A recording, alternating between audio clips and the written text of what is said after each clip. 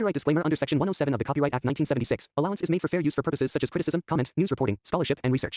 Fair use is a use permitted by copyright statute that might otherwise be infringing. Non-profit, educational or personal use tips the balance in favor of fair use. এই হেতমপুরের কুসুমবনী গ্রামটির কথা আমরা আজ নয়, সেই class 5 থেকে শুনে আসছি রঞ্জনের মুখে। আচ্ছা দাঁড়ান, তার আগে একটু পরিচয়টা সেরে নিই। সেবার ঠিক হলো আমি, পলাশ, অমল, রঞ্জন, প্রিয়াঙ্কা ও মৌলি ঘুরতে যাব হেতমপুরের কুসুমবনী নামক একটি গ্রামে।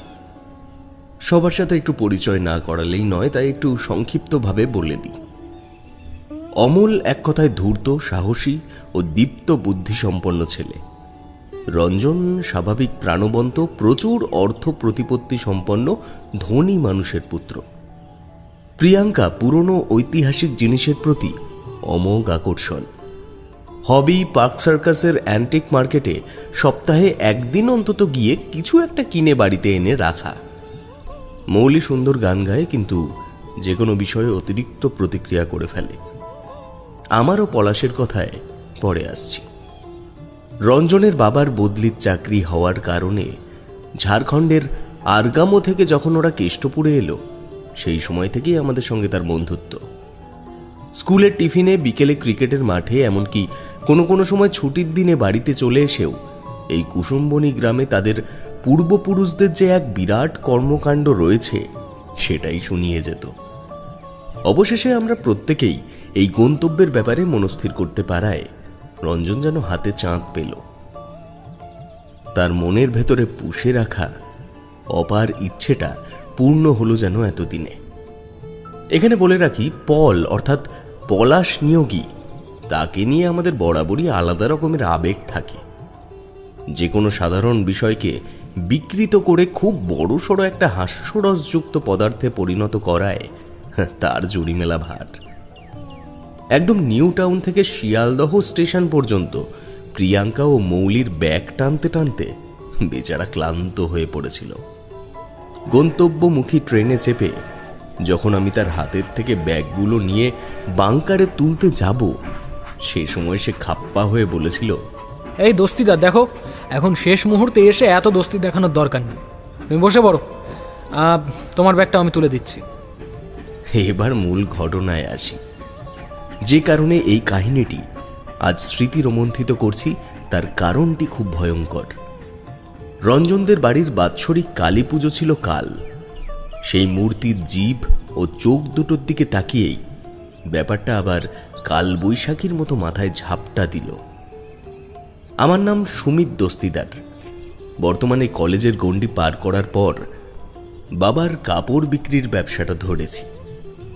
এই কাহিনীর সাথে জড়িত বাকি বন্ধুদের সাথে এখন আর প্রাত্যহিক কথাবার্তা হয় না। যে যার জীবনের জন্য মর্যাদা ও অর্থ সঞ্চয়ের স্বার্থে ব্যস্ত। প্রিয়াঙ্কার বিয়ে হয়েছে বছর 2 হয়ে গেল। মৌলি এখনো অপেক্ষা করছে ভালো একটি চাকরি পাওয়ার জন্য। একসময় এই মানুষগুলোই কলেজ ক্যান্টিনের পাশের বাবুদার চায়ের দোকানে 3টি চা 6টা করে খেত, এবং এই অস্থায়ী দোকানের পুরনো বেঞ্চিগুলোর উপরে বসেই নির্ধারিত হয়েছিল এই যাত্রাটি, যে কাহিনী এখন আপনাদের শোনাতে চলেছি। কুসুমবনী বর্ধমানের গুসকোড়ার পাশে একটি ছোট্ট গ্রাম। জনবসতি তেমন আছে বলে মনে হয় না, আর থাকলেও এই গ্রামটিকে বেষ্টিত করে রাখা ঘন জঙ্গল এমনভাবে তার ভেতরকার চলমান জীবনকে আড়াল করে রেখেছে যে দিনের বেলাতেও মনে হয় গোধূলির প্রস্তুতি নিচ্ছে সূর্যদেব।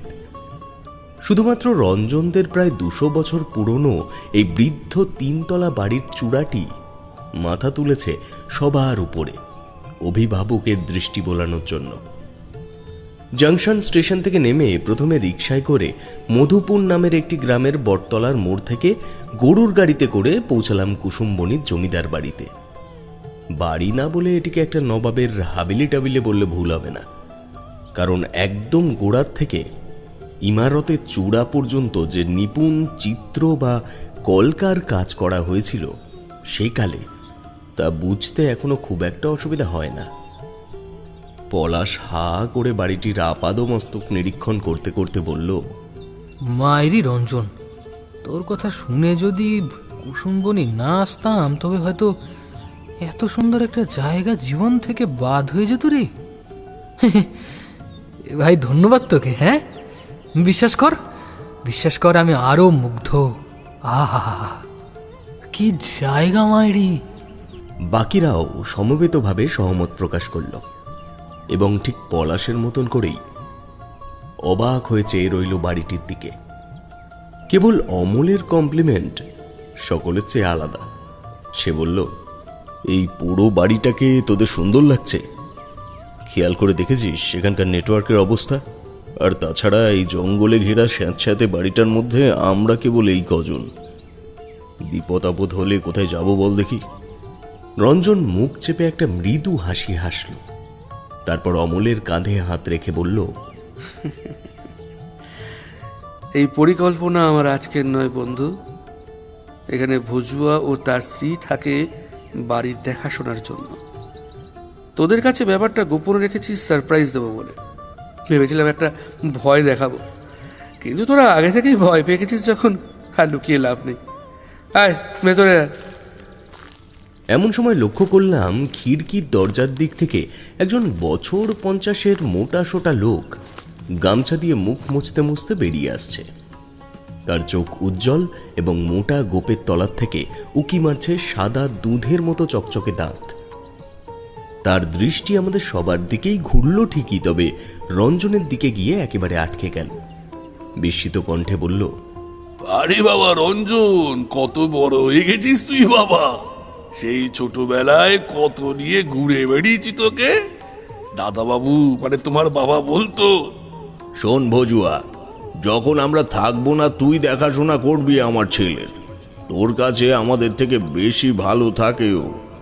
সেই রঞ্জন তুই। হ্যাঁ ভজুয়া, আমাদের খুব খিদে পেয়েছে, কিছু খাওয়ার ব্যবস্থা হয়েছে কি? আর তোমার স্ত্রী কোথায়?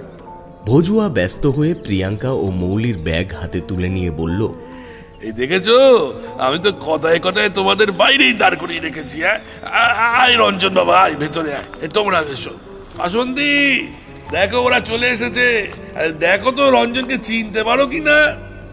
বলে সে মোটা সোটা থাম বিশিষ্ট ভগ্নপ্রায় বারান্দা পেরিয়ে অন্দরমহলে প্রবেশ করল।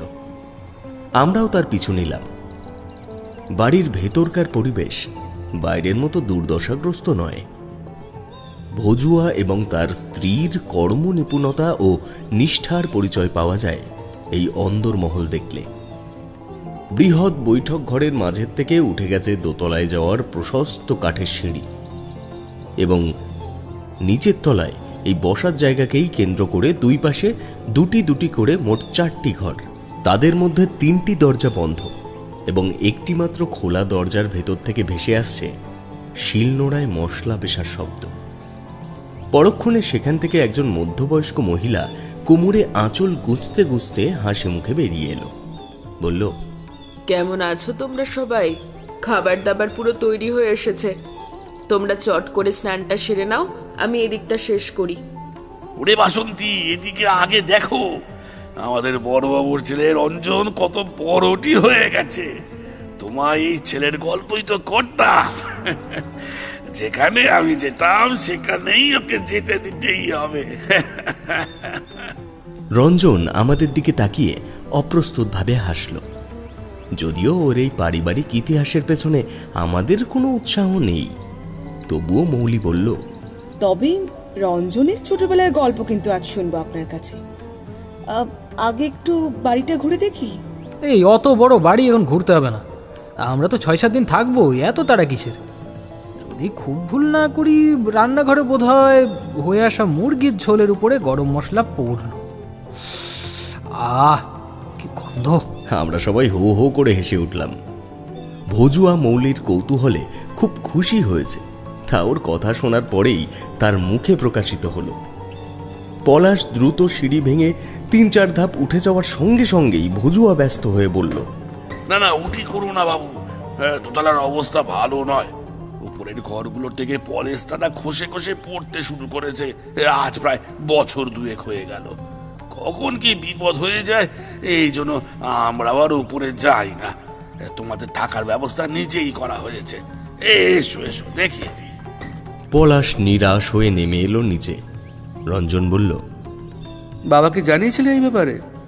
আমি বড়বাবুকে চিঠি দিয়েছিলাম তখনই, উনিও এসেছিলেন, কিন্তু তেমন তো কিছু বলে যাননি বা কাজও করালেন না। বললেন পৈতৃক ভিটে না হলে কবেই বিক্রি করে দিতাম, সাবধানে থাকতে চলে গেলেন। কথা বলতে বলতে ভজুয়া পাশের দুটি ঘর খুলে দিল। প্রিয়াঙ্কা ও মৌলি তার মধ্যে একটি ঘর নিলে আমরা অন্যটিতে গিয়ে ব্যাগপত্র রাখলাম। পলাশ ওর ফোন হাতে নিয়ে ব্যস্ত হয়ে পড়েছে ছবি তোলায়। রঞ্জন ঘরের চারিদিকে একবার চোখ বুলিয়ে বলল, খুব ভালো না মনে থাকলেও ঘরের ভেতরে অনেক বড় বড় ছবি, পিতলের ঘোড়া, ফুলদানি এসব তো ছিল, সেগুলো কি সবই? কথা শেষ হওয়ার আগেই ভজুয়া বলল, হ্যাঁ বাবা, প্রায় 50 বারের বেশি ডাকাতি হয়ে গেছে এই বাড়িতে। কতবার প্রায় মরতে মরতে বেঁচে গেছি দুজন, কিছুই তেমন আর রক্ষা করতে পারিনি বাড়ির। এখন এই বিশাল পুরনো বাড়িটাই বুড়ো বুড়ির সমাধি হবে, সেই অপেক্ষাতেই আছি। আমি প্রশ্ন করলাম, আচ্ছা তুমি কি কাজ করো? কাজ বলতে বড়বাবু মাসে 500 টাকা করে পাঠিয়ে দেয়, আর গ্রামের মোড়ল অতীশ মুখার্জির বাড়িতে গরু ছাগল দেখাশোনা করি। তার থেকে যা উপার্জন হয় তাতেই চলে যায় টুকটাক। যাক, তোমরা স্নান দান করে নাও, খাবার হয়েই গেছে। বলে ভজুয়া চলে গেল। অমল ব্যাগের থেকে গামছা বের করে কাঁধে রেখে বলল, আচ্ছা রঞ্জন, এই ভজুয়া বিশ্বাসী লোক তো ভাই? আমার জন্মের আগের থেকে এই বাড়িতে রয়েছে। শুনেছি প্রথমে জঙ্গল পরিষ্কারের কাজ করত, ঠাকুরদাও তখন বেঁচে ছিল। তিনি মারা যাওয়ার পরে বাবার খাস চামচা হলো ভজুয়া। আর যাই হোক, পরপর 3টে প্রজন্ম দেখছে সে। অবিশ্বাসের কোনো জায়গা থাকে কি আর? তোর বাবার এত বিষয় সম্পত্তি ছেড়ে হঠাৎ চাকরি করতে গেল কেন বলতো? এইটাই তো তোদের কতবার বোঝাতে গেছি, বলতে গেছি, শুনিসনি তোরা। এই প্রশ্নটা যে আমার মনেও জাগেনি তা নয়, অনেক চাপাচাপির পর বাবা একদিন আমায় সবটা বললেন। সেই কারণেই এই কুসুমবনিতে আসা। অমল ভ্রুকুটি করে বলল, কি বলল তোর বাবা? পলাশ মোবাইলটা পকেটে ঢুকিয়ে প্রাচীন কোমর সমান উঁচু পালঙ্কের এক কোণে এসে বসল। বুঝলাম তার কানও রঞ্জনের কথাই ছিল। রঞ্জন বলল, দরজাটা দিয়ে আয় তো সুমিত। এমন প্রস্তাবে অবাক হলেও ঘরের প্রকাণ্ড দুপাল্লার দরজাটি টেনে খিল তুলে দিয়ে আগের জায়গায় এসে দাঁড়ালাম। রঞ্জন আমাদের প্রত্যেকের চোখে একবার চোখ বুলিয়ে নিয়ে বলতে শুরু করলো, সেদিন রাত্রে খাওয়া দাওয়ার শেষে আমি যখন বাবাকে বললাম, বাবা ফার্স্ট ইয়ার পরীক্ষার শেষে একটা 15 দিনের ছুটি আছে, ভাবছি বন্ধু বান্ধবদের সাথে একবার আমাদের কুসুমবনির বাড়ির থেকে ঘুরে আসব। আচ্ছা, আর কি ঘোরার জায়গা নেই দেশে? হ্যাঁ তা আছে, তবে ওই বাড়িতে আমার শৈশব কেটেছে, মন থেকে খুব ইচ্ছে করে ওখানে যেতে, তাই ভাবছি। শৈশব ওখানে আমারও কেটেছে, কিন্তু আমি তো এত বড় সম্পত্তি থাকা সত্ত্বেও সেখানে ফিরে যেতে চাইনে। বা শুনেছিস কখনো আমার মুখে ওই জায়গার নাম? এই কথাটাই তো জানতে চাই আমি বাবা, তুমি কেন ওই বাড়িতে যেতে দিতে চাও না? ওই বাড়িতে অভিশাপ আছে। তখন তুমি খুব ছোট, যখন তোমার ঠাকুরদা মারা যায়। চলে যাওয়ার আগে উনি একটি গুপ্ত সংকেতের কথা বলে গিয়েছিলেন আমায়, কিন্তু আমি করে ফেলি চরম ভুল। সে ব্যাপারে আমার কিছু বন্ধুর সাথে আলোচনা করে তার কিছুদিন পর থেকেই বাড়িতে বিভিন্ন রকম উপদ্রব ঘটতে শুরু করে। প্রথমে তোমার মা এবং তারপর আমি একটি নারীর ছায়া মূর্তি কখনো ওপরের তলার বারান্দায়, কখনো খিড়কির দরজায় বাইরের বাঁধানো উঠোনের উপরে হাঁটা চলা করতে দেখি। বাড়িতে হুমকি চিঠি আসতে শুরু করে দিনের পর দিন। ওভাবে নির্বান্ধব পুরীতে পড়ে থাকার চেয়ে দলিল দস্তাবেজ নিয়ে শহরের দিকে চলে আসাটাই উপযুক্ত সিদ্ধান্ত ছিল সেই সময়। আর আমার চাকরি তো হওয়ারই ছিল আমার যোগ্যতার নিরিখে, তবে সরকারি পর্যবেক্ষক পদেই যে নির্বাচিত হব সেটা জানতাম না। যাক, এই কারণেই তোমায় ওদিকে যেতে বারণ করি। সব দিয়ে যাব তোমায়, ভালো দাম পেলে বেচে দিও ওই সম্পত্তিটা। তুই বেচতে পারছো না কেন? পৈতৃক ভিটের টান তো একটা থাকেই, আর তাছাড়াও এই বিষয়ে মাথায় আনলেই ওই গুপ্ত সংকেতের কথাটা মনে পড়ে যায়। কষ্ট হয়, এই কারণেই কষ্ট হয় যে বাবার জানিয়ে যাওয়া একটা মাত্র কথার মূল উদ্ধার করার সাধ্য আমার হলো না। কি সেই সংকেত বাবা? বাবা কোনো উত্তর না দিয়ে চেয়ার থেকে উঠে পড়ল। এমন সময় দরজার বাইরে থেকে প্রিয়াঙ্কার কণ্ঠস্বর ভেসে এলো। কিরে, আমাদের থেকেও তো বেশি সময় তোদের লাগছে, এসে দেখ খাওয়া দাওয়ার কি ব্যবস্থা। আমি দরজা খুলে প্রিয়াঙ্কা ও মৌলিকে ঘরের ভেতরে ঢুকিয়ে নিলাম।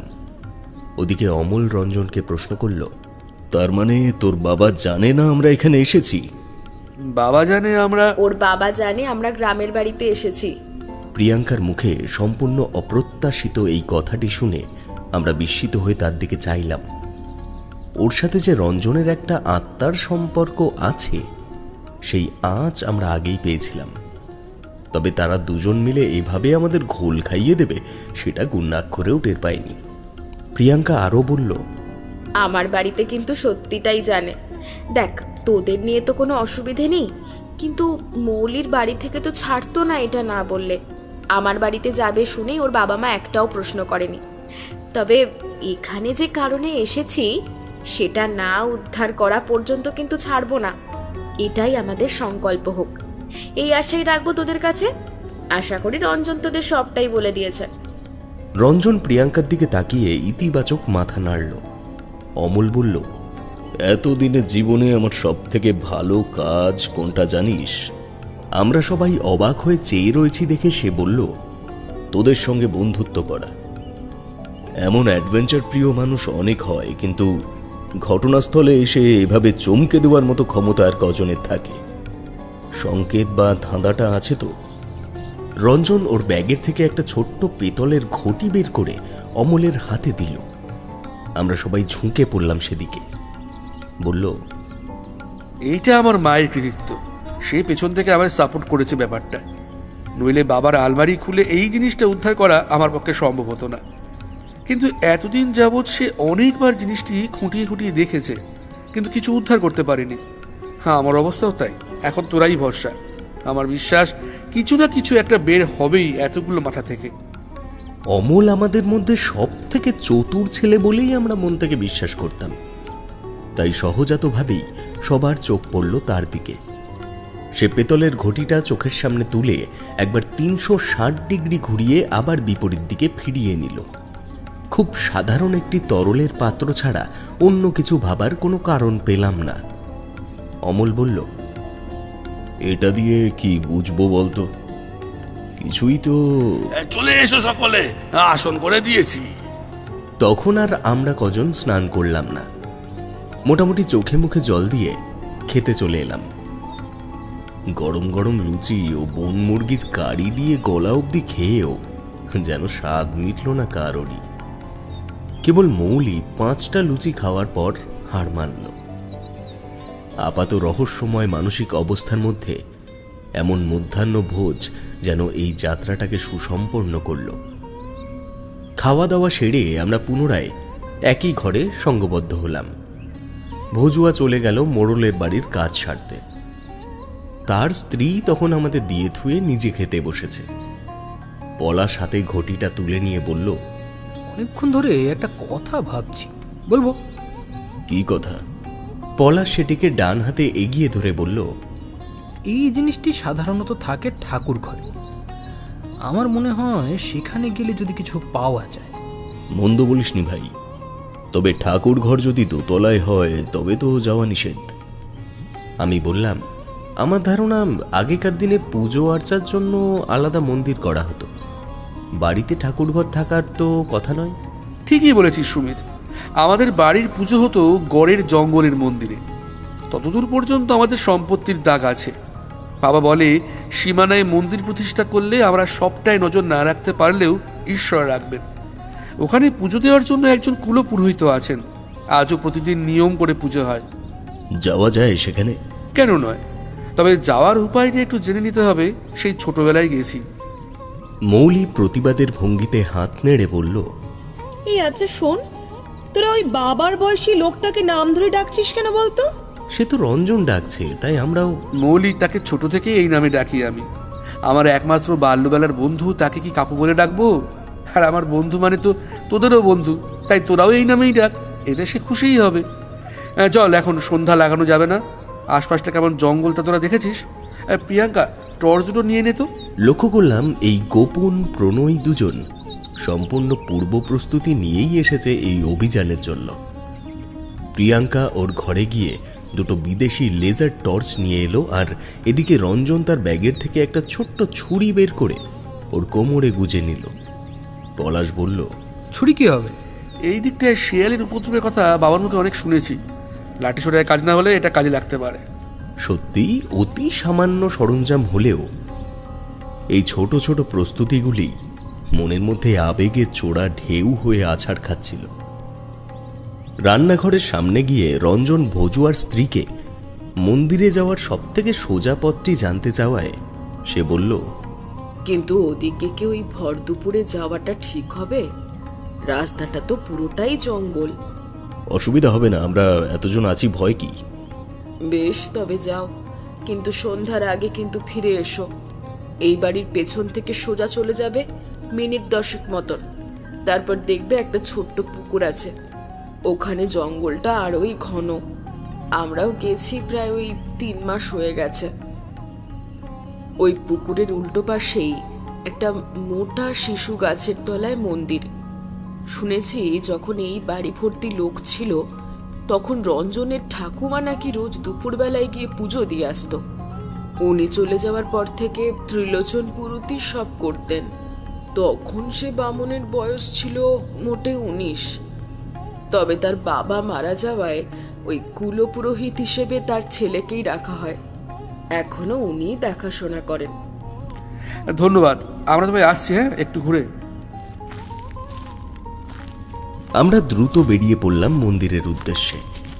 বিশাল বাড়ির ডান দিকের গা বরাবর পেছন দিকটায় পৌঁছে দেখি বুক সমান উঁচু একটি কুয়োকে কেন্দ্র করে জমেছে হলদে স্বর্ণলতার বাড়বাড়ন্ত। আমাদের মধ্যে অমলের উচ্চতা সবার থেকে বেশি হওয়ায় সে অনায়াসেই কুয়োর উপর থেকে মাথা গুলিয়ে নিচের দিকে তাকালো। তারপর বিড়বিড় করে বলল, এর মধ্যে ছুরি কাঁচি কে ফেলে রাখলো আবার। আমরাও পায়ের বুড়ো আঙুলে ভর দিয়ে নিচের দিকটায় একবার এক পলকের জন্য দেখে নিলাম। সত্যি জলশূন্য অগভীর কুয়োয় খড়খড়ে ভূমিভাগে মাথার উপরে তীব্র সূর্যের আলোয় ঝলসে উঠছে একটা ধারালো ছুরির মতো কোনো অস্ত্র। আমরা একে অপরের মুখের দিকে চেয়ে আবার হাঁটতে শুরু করলাম। সত্যি অতি ঘন জঙ্গল এই অঞ্চলে। ঘন ঘন আম কাঁঠালের গুড়ি তো আছেই, তার সাথে সাথেই পাল্লা দিয়ে অভিভাবকের ন্যায় মাথা চাড়িয়েছে শাল সেগুনের প্রশাখা। গাছে গাছে বিভিন্ন চেনা অচেনা পাখিরা বোধহয় আমাদের আগমনেই খাপ্পা হয়ে ঝগড়া করতে শুরু করল। জঙ্গলের মাঝের থেকে একটা সরু পায়ে হাঁটা পথ ছিল, তার রেখা আবছা হলেও তখনও বোঝা যাচ্ছে। আমরা সেই পথ ধরেই এগিয়ে চলেছি ঘন জঙ্গলের সুড়ঙ্গ ভেদ করে। যত পথ ফেলে আসছি তত যেন পরিবেশ ঠান্ডা হচ্ছে এবং দিনের আলো হচ্ছে ক্রমশ ঘোলাটে। এমন সময় হঠাৎ পলাশ হাতের ইশারায় সবাইকে দাঁড়িয়ে পড়ার ইশারা করে বলে উঠল, এই ওটা কে? তৎক্ষণাৎ ও দৃষ্টি অনুসরণ করলাম। কয়েক মুহূর্তের জন্য হলেও মনে হলো একটা লোক চোখের নিমেষে নিজের চেহারা গোপন করে পালিয়ে গেল। কেবল পলাতকের পরনের লাল চেকের জামাটা ছাড়া আর কিছুই তেমন দৃষ্টিগোচর হলো না। অমল নিচু গলায় বলল, কে বলতো? আমাদের কি ফলো করছে কেউ? আমাদের আবার কে ফলো করবে? উত্তর দেয় মৌলি। তবে ওই লোকটাকে অভিজ্ঞতা যা বলে ওনার পোশাক আশাক দেখে মনে হলো যে উনি এই আইদো গ্রামের লোক নয়, শহুরে লোক। আমারও তাই মনে হলো, বলল রঞ্জন। আমার মনে হয় এখানে দেরি করাটা আমাদের ঠিক হবে না, তাহলে আবার ওদিকে দেরি হয়ে যাবে। সবাই আমার কথায় সহমত প্রকাশ করল। সকলে আরো কিছুক্ষণ এগোনোর পর ভজুয়ার স্ত্রীর কথা মতো পাওয়া গেল একটা ছোট্ট জলাশয়। সবাই একটু দাঁড়িয়ে পড়তেই একটা নতুন রকমের পরিবেশের সাক্ষী হলাম আমরা সকলেই। ট্রাফিক ও মানব জঞ্জালে ভরা শহরের অধিবাসীরা যদি এই প্রকার সবুজে ভরা দুর্ভেদ্য জঙ্গলের মধ্যে কখনো এসে পড়ে, তবে এই জাগতিক আর্তনাদ তাদের কাছে কোনো রূপকথার গল্পের পৈশাচিক হাসির মতো লাগবে। কেবল কয়েকটা পাখির ডাক আর ঝিঁঝি পোকাদের তীব্র আর্তনাদ ছাড়া আর কোনো প্রকার সজীব অস্তিত্ব এখানে কানে বাজে না। তবে এই আপন রূপে মত্ত জঙ্গলের শব্দের মধ্যে যুক্ত হলো একটা রিন রিনে নুপুরের মতো শব্দ। প্রিয়াঙ্কা বলল, ঘুঙুরের শব্দ না? হ্যাঁ তাই তো, কেউ কি ঘুঙুর পরে হাঁটছে? আমারও তাই মনে হয়। শব্দটা ওই সামনের দিক থেকেই আসছে, ওই যে ওই পুকুরের ওপার থেকে। এই চল তো দেখি। পলাশ একটা শুকনো কাঠের ডাল হাতে তুলে নিয়ে সবার আগে চলল। মৌলি আতঙ্কে শিউরে উঠে আমার পায়ে পায়ে হাঁটতে শুরু করেছে। পুকুর পেরিয়ে তার বিপরীত দিকে পৌঁছতেই বেটে বট অসত্যের পাতার ফাঁকের থেকে আবিষ্কার করলাম একটা পোড়ো মন্দির। ঘুঙুরের শব্দটা তখন আর নেই। প্রত্যেকের অনুসন্ধানী চোখ চারিদিকে প্রত্যক্ষ করছে তখন, আর পা অচিরেই এগিয়ে চলেছে মন্দিরের দিকে। যে শিশু গাছের নিচে এই মন্দির, তার শেকড় বাকড়গুলো পুরনো দেবালয়টিকে মাকড়সার জালের মতো ঘিরে নিয়ে সেটির সৌন্দর্য ছিনিয়ে নিয়ে একটা ভয়ঙ্কর রূপ দিয়েছে। আমাদের সমবেত পায়ের শব্দেই বোধহয় ভেতর থেকে একজন বছর ৬০-৬৫ বৃদ্ধ গায়ে রামাবলি পেঁচিয়ে বেরিয়ে এলো। প্রিয়াঙ্কা জিজ্ঞেস করল, আপনি ত্রিলোচন ঠাকুর?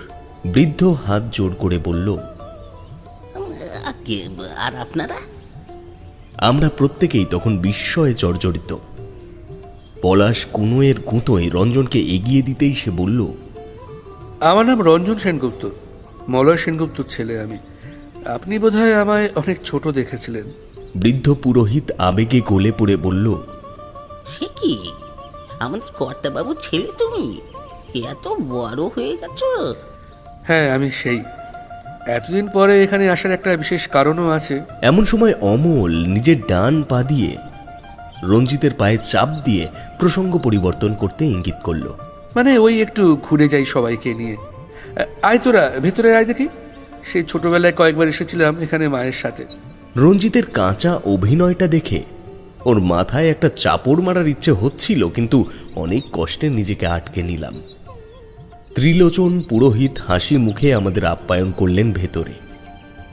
বাইরের থেকে ভেতরটা অন্ধকারাচ্ছন্ন মনে হলেও ভেতরে কিন্তু দুটি প্রদীপের আলোয় স্পষ্টই বোঝা যাচ্ছে সবকিছু। কিছু কিছু দেবদেবী আছেন যাদের দেখলে মুগ্ধ হয়ে কেবল চেয়ে থাকতে হয়, আবার কিছু কিছু এমনও আছেন যাদের দর্শনে বুকের ভেতরটা হিম হয়ে যায়। দু হাত আপনা থেকেই তালু স্পর্শ করে মাথা ঝুঁকিয়ে দেয় তার সামনে। এই যুগ যুগ পুরনো কালী মূর্তিটিও ঠিক তেমনই ভয়ঙ্কর চাহনি নিয়ে দাঁড়িয়ে আছেন মন্দির কক্ষের ঠিক কেন্দ্রে। অমল প্রশ্ন করল, এই মন্দিরে কি বাড়ির পুজো ছাড়াও বারোয়ারি পুজো হতো? পুরোহিত বললে, হ্যাঁ হতো তো। গ্রামের সকল মানুষ শ্যামা পূজার সময় টানা 3 দিন এই মন্দির প্রাঙ্গণেই থাকতো। বড় কর্তার বাবার বন্ধুরা ছিলেন সব জমিদার শ্রেণীর। আমিও তখন তোমাদের বয়সী। বাবা মারা যাওয়ার আগে শুনেছিলাম শুধু গ্রামবাসী নয়, ভিন দেশের জমিদার ও নায়েবদের ভিড় লেগে যেত এখানে। পাছে চোর ডাকাত পরে, তাই এই সকল খবর গোপন রাখা হতো। কি করে বুঝলে বাবা? বুঝলাম বলতে অনুমান করলাম। এখনকার সময় আর মন্দিরের একদম মাঝ বরাবর মূর্তি প্রতিষ্ঠা করা হয় না। আগেকার দিনে এই চল ছিল, কারণ সারা গ্রামের মানুষ একত্রিত হয়ে মূর্তির চারিদিকে গোল হয়ে বসে উপাসনা করত। তাছাড়াও আচার অনুযায়ী প্রতিমাকে প্রদক্ষিণ করে বিভিন্ন রকম মানত বা ব্রত সমাপ্তি করা হতো। তাই আগেকার দিনে চারিদিকে এই শূন্য স্থান রাখা হতো। বাবা, তুমি তো সত্যিই অনেক জানো। কেন বলুন তো, আমার ব্যাপারে কি আপনাকে আগে কেউ কিছু বলেছে? পুরোহিত অপ্রস্তুত হয়ে বললে, না মানে আমি মানুষের মুখ দেখে খানিকটা অনুমান করতে পারি। বেশ, তবে আমাদের দেখে কি আপনার গর্ধব মনে হচ্ছে? রঞ্জন চোখ গোল গোল করে পলাশের দিকে তাকিয়ে পুরোহিতকে বলল, চলুন ঠাকুরমশাই, আপনার কাছে একটু আগের সময়ের গল্প শুনি। বাবাও আপনার কথা খুব বলে। ওরা দেখুক একটু ঘুরে ঘুরে। এই কাজটায় রঞ্জনকে 100-100 না দিলেই নয়। সঠিক সময়ে পুরোহিতকে নিয়ে বাইরে চলে গিয়ে আমাদেরকে অনুসন্ধান করার সময় করে দিল। প্রিয়াঙ্কা দ্রুত টর্চ বের করে একটি আমার হাতে দিল আর অন্যটি নিজে জেলে মন্দিরের দেওয়ালের চারিদিকে ফেলতে শুরু করল। আমি কালী মূর্তির একদম পায়ের থেকে মাথার মুকুট পর্যন্ত একবার ভালোভাবে দেখে নিলাম। অমল ঠিক আমার সামনে একই জিনিস আরো খুঁটিয়ে দেখল। মৌলি ও পলাশ মেঝের চারিদিকে জোরে জোরে পা ফেলে বোঝার চেষ্টা করলো মেঝের কোনো অংশ ফাঁপা আছে কিনা, কিন্তু টানা 15 মিনিট এই অবিশ্রান্ত চেষ্টা চালিয়ে যাওয়ার পরও তেমন কিছু আবিষ্কার করা গেল না, কেবল একটি জিনিস ছাড়া। শেষবার যখন প্রতিমার দিকে আপাদমস্তক টর্চের আলো ফেললাম, তখন অমল আবিষ্কার করল প্রায় 5 ফুট উঁচু এই পেতলের শ্যাওলা ধরে যাওয়া কালী মূর্তির নিচে শায়িত মহাদেবের ডান হাতের মধ্যমাটি নেই। একই সাথে সেই না থাকা আঙুলটির শূন্য স্থানটি এমনভাবেই পালিশ করা যে দেখে মনেই হয় না কখনো সেই স্থানে কোনো আঙুল আদৌ ছিল। অমল বলল, না, এখানে তো তেমন কিছু পাওয়া গেল না। এখন কেবল ভরসা রঞ্জনের ঠাকুরদাদার ঘর, যেটা আমি আগের থেকেই ভেবে রেখেছি, কিন্তু ওখান থেকেও যদি আমাদের নিরাশ হয়ে ফিরতে হয় তবেই পড়ব বিপাকে। চল এখন ফেরা যাক। অজান্তেই অমলকে আমরা এই ইনভেস্টিগেশন দলের দলপতি মেনে নিয়েছি, কারণ আগেই বলেছি আমাদের মধ্যে সব থেকে বিচক্ষণ ও ধূর্ত হলো এই ছেলেটি। কলেজ মাঠেও এই ছেলেটির পরামর্শেই আমরা বিভিন্ন একান্নবর্তী কর্মসূচি করে থাকি, তাই এখানেও তার বিকল্প হলো না। সকলে মন্দিরের বাইরে বেরিয়ে এসে দেখলাম রঞ্জন খানিক তফাতে পুরোহিতের সঙ্গে দাঁড়িয়ে কথা বলছে। আমাদের দেখতে পেয়ে সে এগিয়ে এলো, বলল, বাবা, কি দেখলি এতক্ষণ ধরে? জবাব দিল পলাশ, আরে সত্যি কি সুন্দর প্রতিমাটি! হ্যাঁ, ভালো করে দেখলে চোখ সরানো যায় না। পুরোহিত হাসি মুখে বলল, কথাটা ভুল বলনি। শুধু মায়ের রূপটাই মৃন্ময়ী নয়, ডাকাতের উপদ্রবে মানুষ এদিক আর না ঘেঁষলেও এখনো মাঠের শ্রমিক ও চাষিরা সকালবেলা এই মন্দিরের সামনে দিয়ে গেলে আগে প্রণাম করে কিছুক্ষণ বসে, আমার সাথে গল্প করে, তারপর যায়। তারা বলে মায়ের আশিসে তাদের উন্নতির কথা। মা এখনো সম্পূর্ণরূপে জাগ্রত এই সেনগুপ্তদের মন্দিরে। তোমরা চাইলে মায়ের কাছে কিছু চেয়ে দেখো। কে কি চাইলো জানি না, তবে পুরোহিতের কথায় প্রত্যেকেই চোখ বুজে ঠোঁটে বিড়বিড় করলাম। তারপর সেখান থেকে বিদায় নিয়ে আমরা ফেরার পথ ধরলাম। রাস্তায় ভজুয়ার সঙ্গে দেখা হয়ে গেল। আমাদের দেখে সে বলল, তোমাদের দেরি হচ্ছে দেখেই তো একটু এগিয়ে যাচ্ছিলাম দাদা বাবুরা। এই এলাকা সন্ধ্যার পরে একদম ভালো নয়। এখনো মাঝে মধ্যেই শেয়ালে মানুষ টেনে নিয়ে যায়, তাই খুব সাবধান সকলে। তোমাদের কিছু হয়ে গেলে আমরা দুজন কি মুখ দেখাবো বলো? কথাটা ঠিক, গুপ্তধন উদ্ধার করতে হবে ঠিকই, কিন্তু এই সফরে যদি কাউর কোনো রকম ক্ষতি হয়ে যায় তবে সমস্ত মিথ্যে জাল ছিঁড়ে যাবে রঞ্জনের বাবার সামনে, এবং একই সাথে আমরা কেউই আর একত্রিত হয়ে বাইরে বেরোতে পারবো না ভবিষ্যতে কোনো দিনও। আমরা ভজুয়ার কথায় রা না কেটে ফিরে এলাম বাড়িতে। সন্ধ্যায় এই বাড়ির রূপ যে কি ভয়ানক হয়েছে তা প্রকাশ করার মতো চিন্তা শক্তি আমার নেই। কেবল বলবো, এই প্রাণী দুটির এলেম আছে যে জনহীন জঙ্গলের ভেতরে নিজেদের নুনদাতার সম্পত্তি জখের মতো আগলে রেখেছে। সন্ধ্যায় গরম চায়ের সাথে বিস্কুট ও রুটি দিয়ে টিফিন সারার পর অমল ভজুয়াকে জিজ্ঞেস করল, রঞ্জনের ঠাকুরদা কি দোতলায় থাকতেন? না, মানে আমার অভিজ্ঞতা যা বলে বয়সকালে মানুষ সিঁড়ি ভাঙাটিকে এড়িয়েই চলে। তুমি ঠিকই বলেছ, ওই ঘরটিতে উনি থাকতেন। তখন রঞ্জনের বাবার বয়স ও আমি প্রায় সমবয়সী ছিলাম যখন সেনগুপ্ত মশাই আমায় কাজে নেন। তবে সম্পর্কে খাতিরে একই বয়সী হলেও কর্মক্ষেত্রে রঞ্জনের বাবা আমার বড় কর্তার জায়গাতেই ছিল এবং আছেন। তবে তোমরাই বলো, সে যদি আমাকে বন্ধুর মতো ভালো নাই বাসত তবে কি আর এত বড় সম্পত্তির ভার আমার কাঁধে ফেলে রাখতো? তারপর বাসন্তীর সাথে আমার বিয়েও উনি নিজে দাঁড়িয়ে থেকে দেন। তখন কিন্তু সেনগুপ্ত মশাই আর বেঁচে নেই। সে কি ডাকাতি উপদ্রব শুরু হলো বাড়িতে। তার মাস কয়েক পরেই ওনারা চলে গেলেন ছোট রঞ্জনকে নিয়ে। এই কাহিনী আমাদের জানা হলেও প্রত্যক্ষদর্শীর মুখ থেকে শুনে সত্যি গায়ে যেন একটু কাঁটা দিল। এই পরিবেশটি এমনই যে কোনো সাধারণ ঘটনার অলৌকিক প্রেক্ষাপটকে চোখের সামনে ভাসিয়ে তুলতে পারে। অমল উঠে দাঁড়িয়ে বলল, রঞ্জন, তোর ঠাকুরদার ঘরটি খোলতো একবার দেখি। কি দেখবে বাবা, ও ঘর তো নোংরা হয়ে পড়ে আছে, আমরা কেউ ব্যবহার করিনি কোনোদিনও। বড় কর্তার মানে রঞ্জনের বাবার হুকুম আছে সে ঘরে যেন কেউ প্রবেশ না করে। এতবার যখন ডাকাত পড়েছে তখন তেনারা নিশ্চয়ই ঢুকেছিলেন। হ্যাঁ, তাকে আটকাতে পেরেছি, তবে শেষবাবু যখন এই কথা বলে গেছিলেন তারপর থেকে আর আমরা ঢুকিনি, ডাকতেও রাখিনি তেমন কিছু আর কোনো ঘরে। দেওয়ালের ছবিগুলো পর্যন্ত চুরি গেছে, হয়তো তোমরা দেখেছো, কিন্তু তোমরা বলছো যখন আমি খুলে দিচ্ছি ঘরটা, তবে প্রতিজ্ঞা করো যেন কেউ না জানতে পারে। আমরা প্রত্যেকে রঞ্জনের দিকে আত্মবিশ্বাসের দৃষ্টি ফেললাম। সে ভজুয়াকে বলল, তুমি আমাদের ওপর পূর্ণ আস্থা রাখতে পারো ভজুয়া, এই কুসুম বনির একটা কথাও এই গ্রামের বাইরে যাবে না। এই মুহূর্তে রান্নাঘর থেকে গরম তেলে কিছু ছাড়ার শব্দ এলো।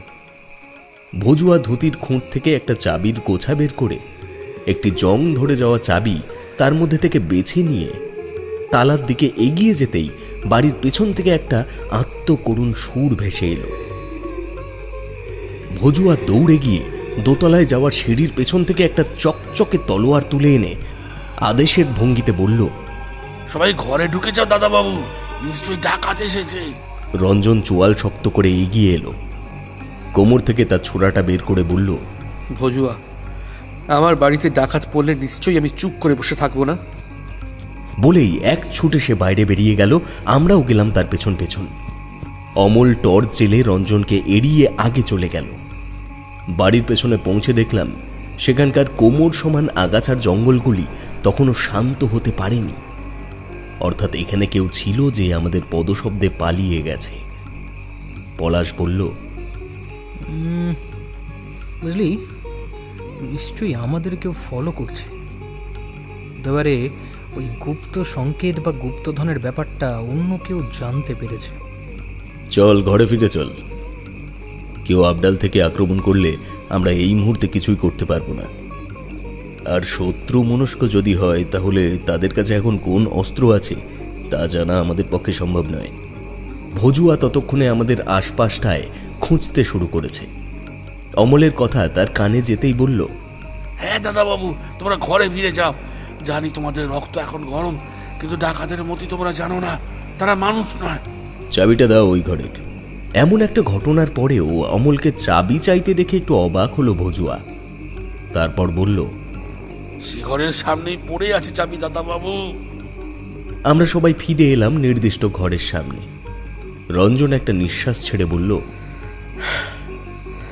এই খবর তো অন্য কারোর জানার নয়, আমার মনে হয় ডাকাতি হবে। ডাকাত কি কোনোদিনও শহুরে চেক শার্ট পরে থাকে, নাকি এরকম ফাঁকা জায়গায় আমরা গুটি কয়েক লোক রয়েছি বলে বাড়ির পেছনে এসে লুকিয়ে বসে থাকি? আশা করি কোনোটাই নয়। আমি নিশ্চিত কেউ আমাদের ফলো করছে। আমরা ছাড়াও এখানে কিছু এমন মানুষ আছে যারা শিক্ষিত এবং শক্তিশালী। বলে অমল ঘরের তালা খুলে দরজার পাল্লা ঠেলে দিল। বহুদিনের বন্ধ থাকা বিশাল কাঠের পাল্লা দুটি একটা বিকট শব্দ তুলে বেশ ধুলো ছড়াতে ছড়াতে সম্পূর্ণ উন্মুক্ত হলো। আমরা নাক চেপে ভেতরে ঢুকলাম। আসবাব বলতে কেবল একটি মস্ত খাট আর একটি কাঁচ ভাঙা ড্রেসিং টেবিল। এত বড় ঘরটির বাকি সবকিছুই ডাকাতের ঝুলিতে ঢুকেছে ভেবে কষ্ট হলো মনে। তবে একই সাথে এটাও মাথায় এলো যে এই ঘরের থেকে মনে হয় না কিছু পাওয়া যাবে। আর পলাশ বলল, এই ঘরে আসাটাই বোধহয় বেকার হলো, তো কিছুই নেই এখানে। সেটা এখনই নির্ধারণ করা ঠিক হবে না। চলো আমরা সবাই মিলে একটু খুঁজি। এটুকু মনে রাখিস, রঞ্জনের বাবা যখন শেষবার এসেও ভজুয়াকে বলে গেছে এই ঘরের দরজা না খুলতে, অর্থাৎ এখানে নিশ্চয়ই কিছু আছে। কিন্তু এখানে আছে কি অমল? কড়িকাঠ থেকে শুরু করে বিছানার মেঝে, ওই ড্রেসিং টেবিল, কিচ্ছু বাদ দেওয়া যাবে না। লেগে পড়ো সবাই। আমরা সময় না নষ্ট করে এক এক করে সব খুঁটিয়ে দেখতে শুরু করলাম। কিন্তু অবশেষে হতাশ হয়ে পলাশ ভগ্নপ্রায় ড্রেসিং টেবিলে একটা সাক্ষাৎ ধাক্কা মারতেই তার নড়বড়ে অবশিষ্ট কাঁচগুলি একেবারে গুঁড়ো গুঁড়ো হয়ে মেঝের চারিদিকে ছড়িয়ে ছিটিয়ে গেল।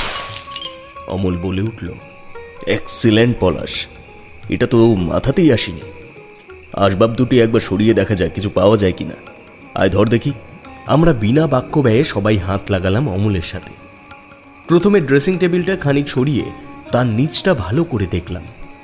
তারপর অতি কষ্টে বিছানার 4টি কোণ ওঠাতেই পলাশের পায়ের দিকের পায়ের তলার থেকে খানিকটা স্প্রিংয়ের মতো ঝুলে পড়ল একটা 3 ভাঁজের কাগজ।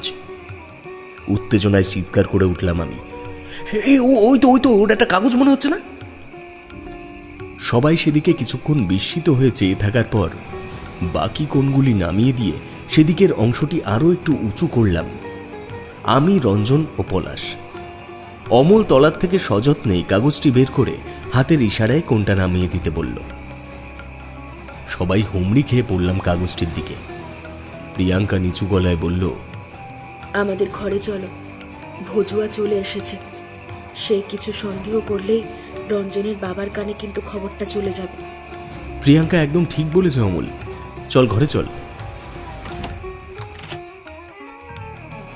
আমরা ঘরে এসে দরজা দিলাম। অবাক করল একটি বিষয়, ভজুয়ার স্ত্রী এত কিছুর পরেও রান্নাঘরের থেকে বেরোয়নি। বিষয়টা অন্য কেউ লক্ষ্য করেছে কিনা জানি না, তবে আমার কিন্তু বেশ মনে ধরেছে বিষয়টা তখনই।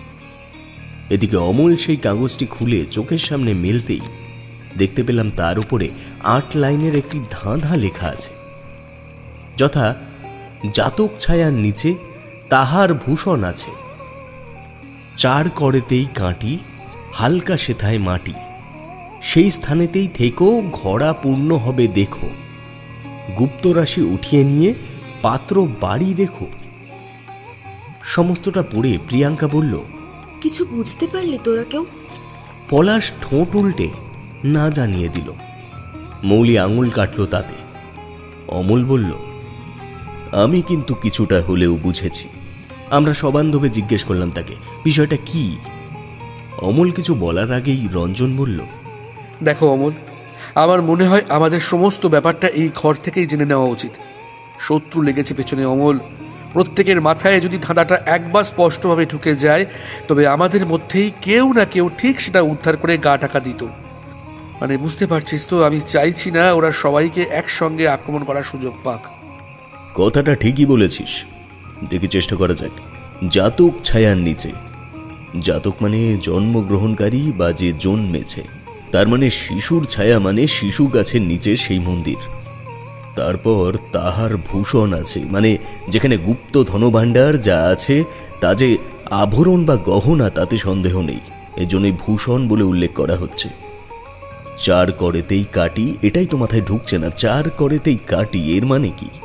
আমার মনে হয় কাটি মানে কোনো কাটা বস্তুর উদ্দেশ্যে এটি বলা হচ্ছে নাকি। আর ওখানে কাটা বস্তু বলতে তো মহাদেবের আঙুল, তার আঙুল তো ছিল গোড়ার থেকে কাটা, ঠিক নয় কি? এক্স্যাক্টলি, একদম ঠিক। অর্থাৎ 4 করেতেই কাটি হালকা সেতায় মাটি, অর্থাৎ ওই কাটা আঙুল বরাবর যা ওই স্থানের নিচে মাটি হালকা বা ফাঁপা, এটাই দাঁড়ায়। হতেই পারে, কারণ আমরা সারা ঘরে জোরে জোরে পা ফেলে হেঁটে দেখেছি, কিন্তু মূর্তির নিচে মাটি যদি ফাঁপা হয় তবে তো এখনো পর্যন্ত আমাদের কাছে প্রমাণিত নয়। আচ্ছা, তারপর কি আছে জানো? তারপরেরগুলো তো আমি পড়ার সাথে সাথেই বুঝে গেছি।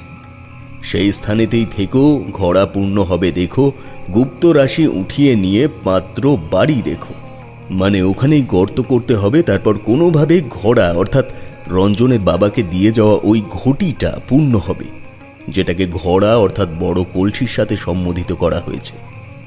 তারপর গুপ্তধন উঠিয়ে নিয়ে অর্থাৎ গুপ্ত রাশি উঠিয়ে নিয়ে পাত্র বাড়ি রেখো।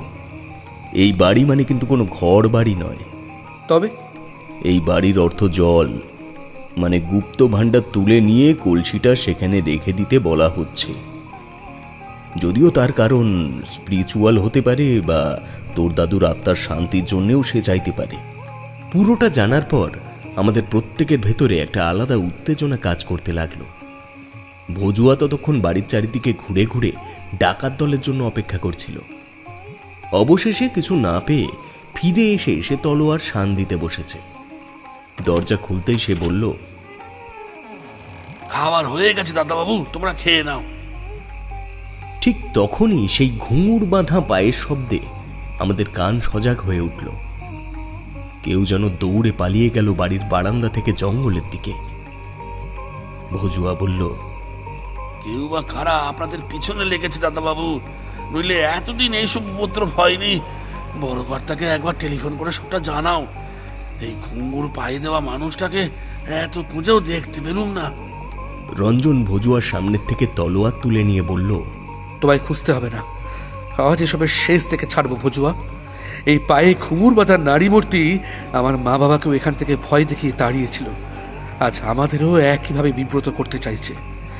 এর একদিন কি আমার একদিন আজ। বলেই রঞ্জন তলোয়ার নিয়ে দিল ছুট বাড়ির বারান্দা পেরিয়ে। আমরা জানি আমাদের গন্তব্য বা সংকল্প কি, ঠিক তার সাথে এটাও জানি যদি কোনো বাধা বিপত্তি এখানে এসে পড়ে তবে রঞ্জনকে সামলানো মোটেই সহজ কাজ হবে না। কারণ এখানে শুধু গুপ্তধন প্রাপ্তি নয়, একটা পারিবারিক রোষও কাজ করছে তার মধ্যে। আমরা যে যার মতো ছুটলাম তার পেছন পেছন। ঘুঙুরের শব্দ হচ্ছে জঙ্গলের মধ্যে, কোথায় এটা জানা যাচ্ছে না। তবে সেই শব্দের উৎসধারী নারী এক জায়গায় স্থির নয়, সে ছোটাছুটি করছে নিজের অস্তিত্বের সঠিক হদিশ না দেওয়ার কারণে। অমল বলল, সবাই দাঁড়িয়ে যা, একবার মন দিয়ে শুনি। আমরা দাঁড়িয়ে গেলাম। নিস্তব্ধ রাত্রে একটা মশার শব্দ অনেক জোরে শুনতে পাওয়া যায়। ঠিক তেমনি ঘুঙুরধারী মানুষটির সন্তর্পণে স্থান পরিবর্তনের শব্দও সতর্কিত কানে সজোরে এসে ধাক্কা দিল। অমল ছুটে গিয়ে লাফ দিয়ে পড়ল ডান দিকের জঙ্গলের ওপর। সাথে সাথে একটি পুরুষ কণ্ঠ কানে ভেসে এলো, ছেড়ে দাও, ছেড়ে দাও, ছেড়ে দাও বাবা, ছেড়ে দাও, আমি পুরোহিত ত্রিলোচন, দয়া করে ছেড়ে দাও আমায়, ছেড়ে দাও, ছেড়ে দাও বাবা, ছেড়ে দাও। এগিয়ে গিয়ে দেখি সত্যিই শাড়ি ও ধাতব অলংকার পরে পায়ে ঘুঙুর বেঁধে বিপর্যস্ত অবস্থায় পড়ে আছে সেনগুপ্ত বাড়ির মন্দিরের কুলপুরোহিত ত্রিলোচন ঠাকুর। রঞ্জন তলোয়ার উঁচিয়ে তার দিকে গিয়ে বলল, তার মানে আপনি এর আগে আমার মা বাবাকে ভয় দেখিয়েছিলেন, এখন এসেছেন আমাদের তাড়াতে। নেমখরম, কেন কেন কি ক্ষতি করা হয়েছে আপনার? মেরো না, মেরো না, আমায় ছোট করতে মেরো না। মানুষ মাত্রই অর্থের কাঙাল। তোমার বাবার মুখের থেকেই কানাঘুষো ছড়িয়ে গেছিল যে এই মন্দিরে নাকি গুপ্তধন আছে, যার হদিশ আছে একটা ঘটির মধ্যে, সেটি আছে আবার তোমার বাবার কাছেই। তাই ডাকাত দলের সাথে হাত করে তাদের ভয় দেখাতে শুরু করেছিলাম ঠিকই, তবে কোনোদিনও তাদের হত্যা করার কথা মাথায় আনিনি। সারা বাড়িতে বেশ কয়েকবার ডাকাতি পড়ে যাওয়ার পরও যখন ঘটি পাওয়া গেল না তখন হাল ছেড়ে দিয়ে আবার ভক্তি ভরে পুজো আর্চায় ফিরে আসি। তবে আজ বুঝতে পারছি, যখন তুমি আমার সাথে কথা বলছিলে এবং বাকিরা মন্দিরের ভিতরে অনেক সময় ধরে কি খুঁজছিল, তখনই বুঝলাম তোমরা ঠিকই সেই গুপ্তধনের সন্ধানেই এসেছো। মাথায় এলো আবার তোমাদের ভয় দেখিয়ে কয়েকটা লোকজন পাঠাবো বাড়িতে দেখার জন্য যে কোনো ঘটির মতো পাত্র তোমরা এনেছো কিনা। কিন্তু কোনো এক অদৃশ্য শক্তি ও বাড়িতে আর কাউকে ঢুকতে দিচ্ছে না, জানি না কি ব্যাপার। এই প্রিয়াঙ্কা কোথায়? আমরা চমকে উঠে পেছনে তাকালাম। প্রিয়াঙ্কা আমাদের মধ্যে নেই। হটকারিতায় এটা লক্ষ্য করিনি আমরা। রঞ্জন চিৎকার করে উঠল, প্রিয়াঙ্কা, প্রিয়াঙ্কা কোথায় তুই? সে কি একা একাই চলে গেল মন্দিরে? হতেই পারে, কারণ আমাদের মধ্যে এটাই কথা হয়েছিল যে আমরা সবাই কোথাও আটকে পড়ব না, এতে আমাদের শত্রু দল কাজ হাসিল করে বেরিয়ে যেতে পারে সহজেই। দেওয়ালে কান দিয়ে কেউ শুনেছে সব, তাতে কোনো সন্দেহ নেই। পায়ের শব্দ আমি বহুবার পেয়েছি, হতে পারে তারা এই পুরোহিতের লোক। না না, আমার লোক নয়, আমার লোক নয়। না তেমন এনাকে নিয়ে চল তো সাথে, পরে দেখছি ব্যাপারটা। আর কেউ আমরা ডাকবো না। যদি কেউ আড়াল থেকে আমাদের লক্ষ্য করেও থাকে, সে যেন না বুঝতে পারে আমরা আবার ছত্রভঙ্গ হয়ে পড়েছি। সবাই নিঃশব্দে মন্দির প্রাঙ্গণে চল। অক্ষরে অক্ষরে পালন করলাম অমলের কথা। নিজেদের কার্য হাসিলের কথা মাথায় রেখে প্রিয় বান্ধবীর হঠাৎ হারিয়ে যাওয়ার অস্থিরতাটা দমিয়ে রাখা মোটেই সহজ কাজ নয়, কিন্তু সেদিন যা দেখলাম তা থেকে শিক্ষা নেব না হতাশায় ভুগব সেই ব্যাপারে এখনো মনস্থির করতে পারিনি। দেখি প্রিয়াঙ্কা হাতে একটি পিস্তল নিয়ে মন্দিরের ভাঙা পোটের উপরে বসে রয়েছে। মন্দির ঘরের ভেতরে জ্বলজ্বল করছে দুটি চার্জার লাইট। পেছনে দুটি শক্তিশালী পালোয়ান লোক হাতে শাবল ও ফলা নিয়ে দাঁড়িয়ে আমাদের দিকে স্থির দৃষ্টিতে তাকিয়ে আছে। তাদের একজনের পরনের জামা আমাদের আগেই পরিচিত। সেই লাল চেক শার্ট পরা পলাতক লোকটি যে এটাই তা অনুমান করা শক্ত নয়। প্রিয়াঙ্কার মুখে একটা চাপা কৌতুক মিশ্রিত সাফল্যের হাসি। সে বলল, জানতাম নিজেদের মধ্যে একটা দল না বাঁধলে এই ধাঁধার সমাধান সম্ভব নয়। তবুও 3 মাস আগে যখন রঞ্জন আমায় বলে, তখনই এই দুজনকে এখানে পাঠিয়ে দিয়েছি, যাতে অন্য কেউ বা রঞ্জন আরো কোথাও এই ব্যাপারটা নিয়ে আলোচনা না করে আর আমায় না নিয়েই এখানে চলে আসে। কিন্তু আমার ভালোবাসার মানুষটি সেটা করেনি দেখে আমি খুব কৃতজ্ঞ হয়েছি।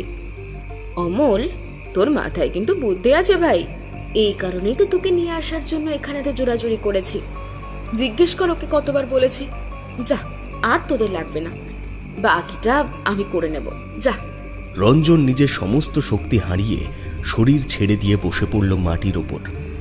বলল, প্রিয়াঙ্কা তুই? কেন বিশ্বাস হচ্ছে না, তাই না? না হওয়াটাই স্বাভাবিক। এই বাড়ি ঘর, বাবা মা, বিধি নিষেধ এগুলো মানতে মানতে না আমি একেবারে ঝাঁঝরা হয়ে গেছি।